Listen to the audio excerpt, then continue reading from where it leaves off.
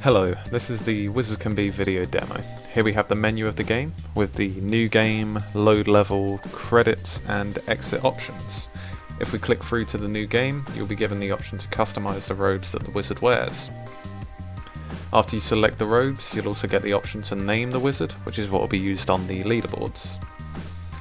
So when a new player starts the game, they'll be loaded into the tutorial level.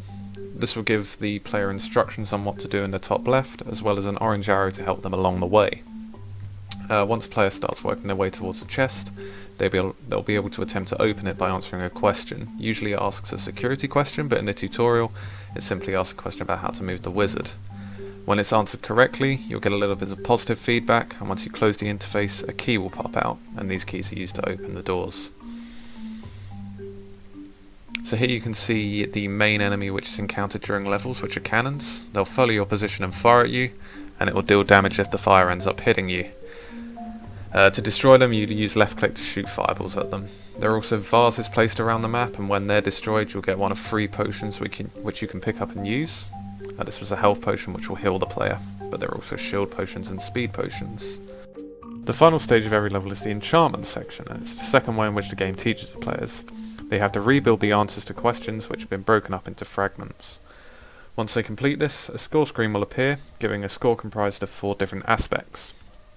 From here they can either go to the next level or to the main menu. This is the first of the 4 main levels. Level 1 covers communication and security. The main mechanic of this level is fighting, hence the loading screen. Here you'll be able to see what happens when you get a question wrong, where you'll be given some constructive feedback, and when you close it you will take some damage as well. When you attempt it again, you'll notice that you can't be asked the same question twice, which is what enforces the delayed learning time.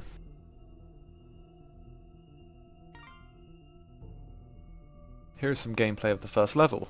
The player proceeds through the corridor and will come across a few cannons which they must destroy. In the room, the wizard will avoid being hit by the fireballs and destroy the cannons. They'll continue through the rest of the level, answering more questions on cybersecurity to gain keys, which will open the doors, and they'll also have to kill more cannons throughout the level as well. So here's an example of how the enchantment section works, with the actual security questions from the level. As you rebuild them, you'll get feedback at the bottom of the user interface about the progression of the rebuild. As you work through, you'll need to rebuild all of the answers that were encountered during the level. Once you get to the final question, and rebuild the answer, you'll be given your score for that level. The score comprises of the completion time, the damage avoided, the shield bonus, and the question accuracy as well. The final score for this run through was 199, so not bad at all. If we go back to the main menu, and then go to load level, we can see the achievements and leaderboard section at the bottom.